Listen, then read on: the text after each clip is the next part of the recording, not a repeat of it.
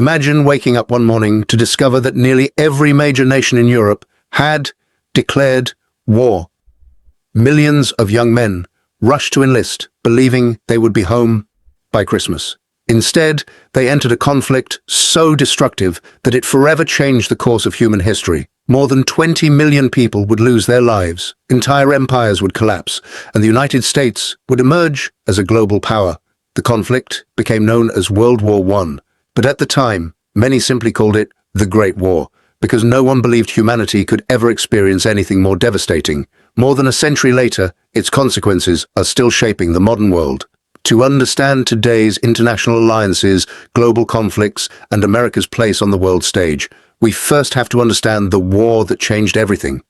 At the beginning of the 20th century, Europe looked very different from the world we know today. Instead of a collection of independent nations working together, the continent was dominated by powerful empires competing for influence, land, and prestige. The British Empire controlled territories across every continent, earning the nickname the Empire on which the sun never sets.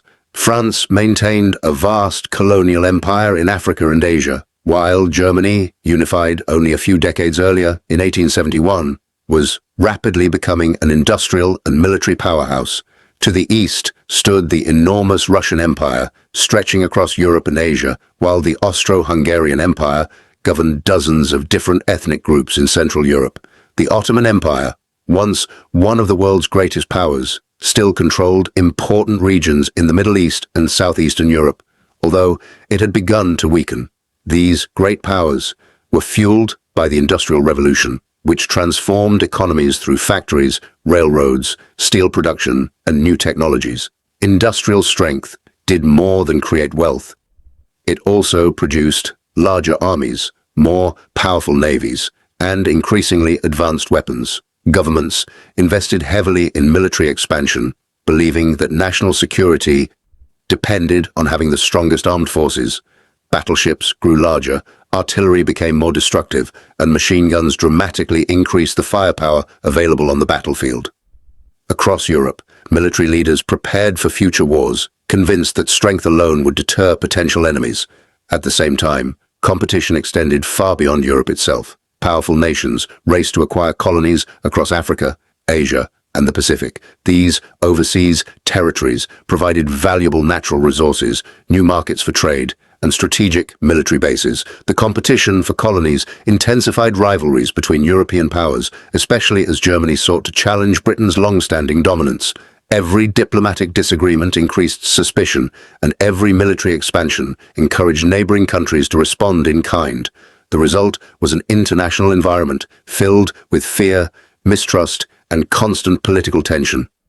Another powerful force shaping Europe was nationalism.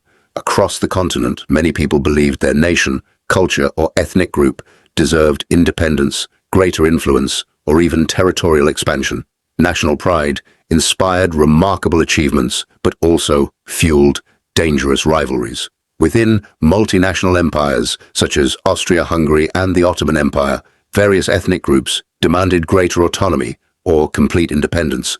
In the Balkans, a region often called the powder keg of Europe, competing national movements created an atmosphere of instability where even a small political crisis had the potential to spark a much larger conflict.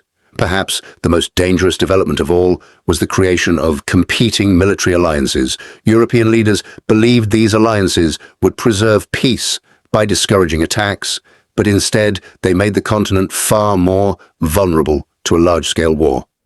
Germany, Austria-Hungary, and Italy formed the Triple Alliance, while France, Russia, and Great Britain established the Triple Entente.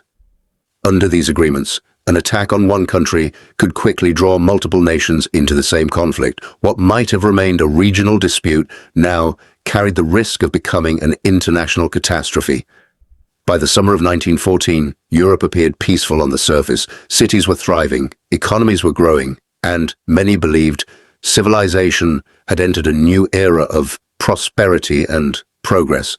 Yet, beneath that confidence lay a continent divided by rivalries, armed with increasingly deadly weapons and bound together by alliances that could turn one local crisis into a global war. all that remained was a single spark. That spark would come on June 28th, 1914, in the city of Sarajevo, where one assassination would trigger a chain of events that no world leader could stop it. Part 2. The assassination plus Europe goes to war. On the morning of June 28, 1914, the city of Sarajevo, located in what is now Bosnia and Herzegovina, was filled with excitement and heavy security. Archduke Franz Ferdinand, the heir to the Austro-Hungarian throne, had arrived with his wife, Sophie, for an official visit.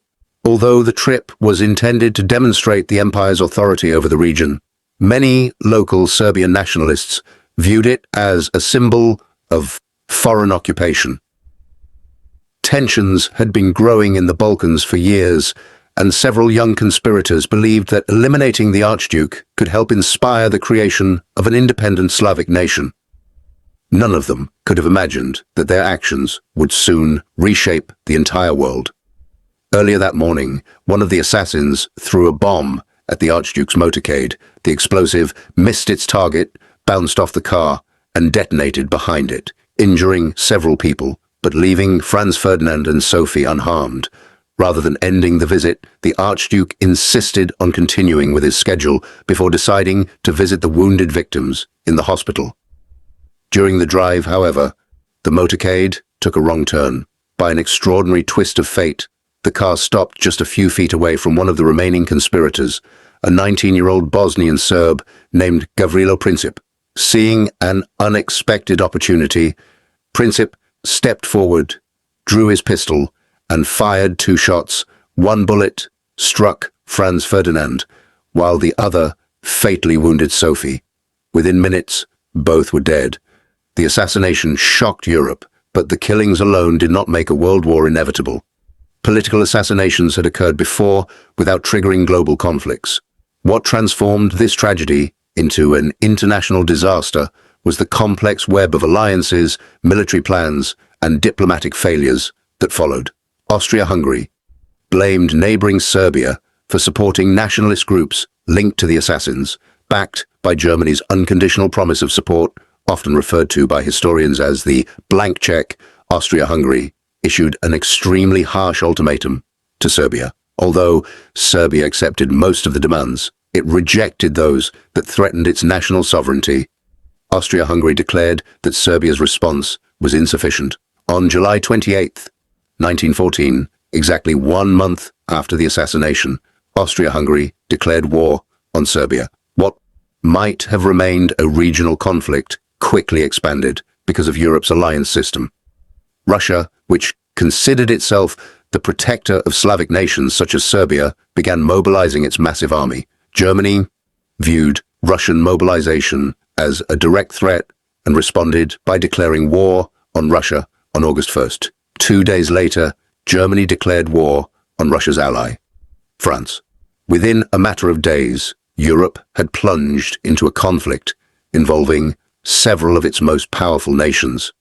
Germany's military leaders had prepared for this possibility years earlier through the Schlieffen Plan, a strategy designed to avoid fighting both France and Russia at the same time.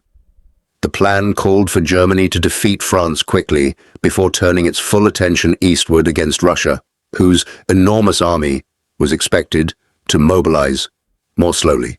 To reach France as rapidly as possible, German forces invaded neutral Belgium rather than attacking the heavily fortified French border directly. This decision proved to be one of the most significant turning points of the early war. Britain had guaranteed Belgium's neutrality through international treaties. When German troops crossed the Belgian border on August 4th, 1914, the British government declared war on Germany.